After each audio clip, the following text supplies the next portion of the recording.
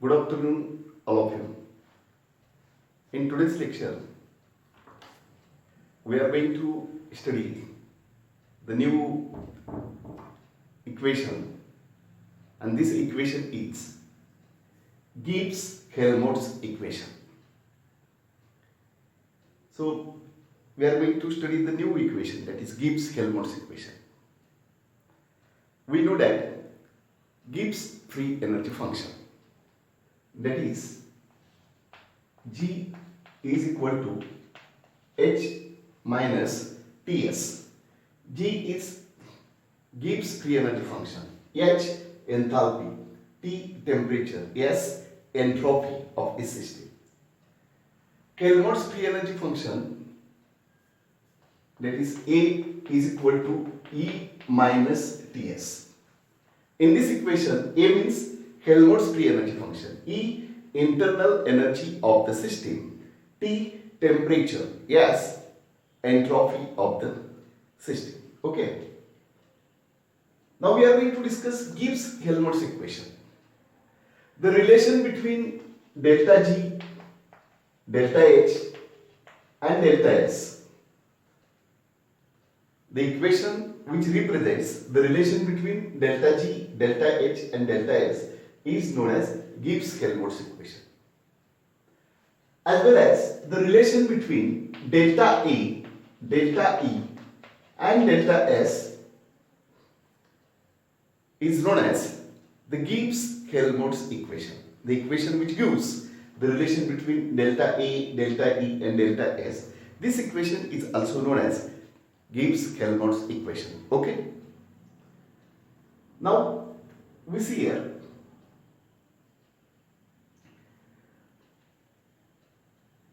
if in the system, if the system is present in the initial state, then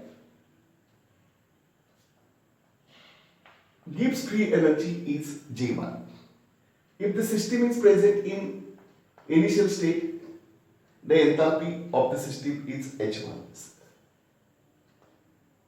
and the entropy is S1.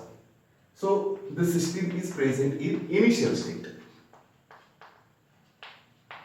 Then the Gibbs free energy of the system is G1, enthalpy of the system is H1 and entropy of the system is S1 when the system is present in initial state. And when the system is present in final state, then Gibbs free energy G2, H2, entropy H2 when the system is present in final state. Okay. Now we see here when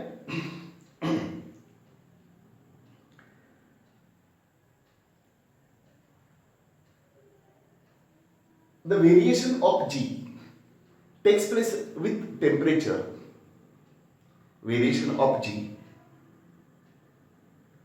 with temperature at constant pressure and temperature gives the value of entropy, that is minus S. So in previous lecture all of you studied this equation, the variation of G with temperature at constant pressure gives the value of minus S.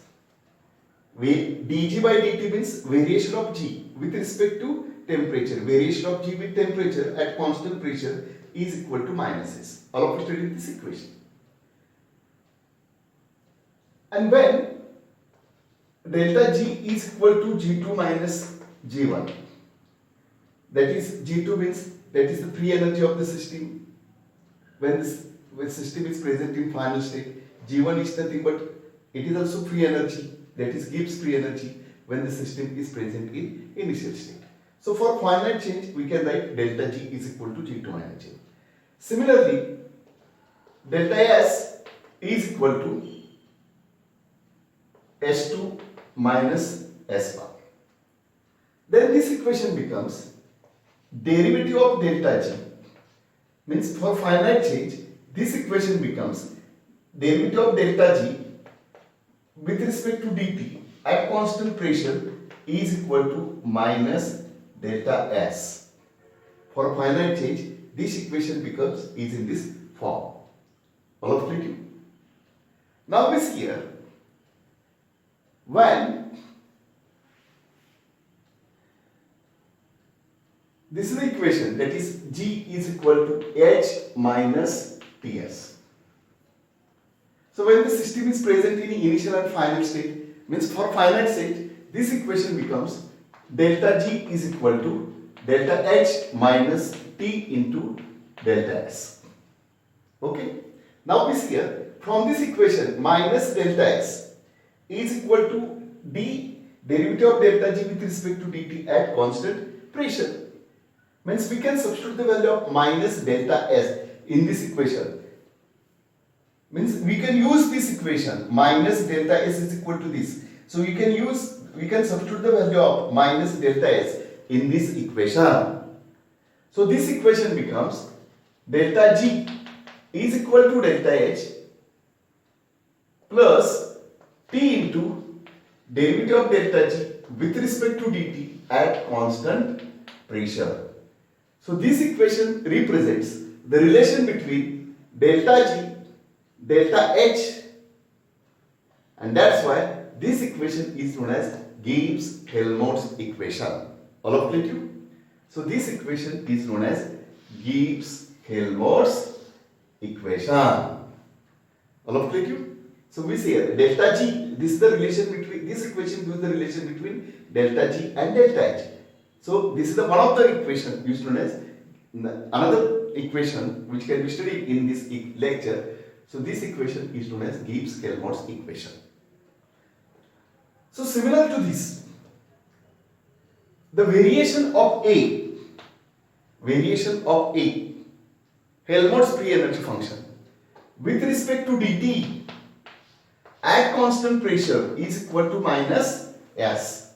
And similar to this, for finite change, derivative of delta A with respect to dt here at constant volume is equal to minus delta S. Similar to this, when delta G is equal to G2 minus G1, delta S is equal to H2 minus H1, then this equation becomes is in this form.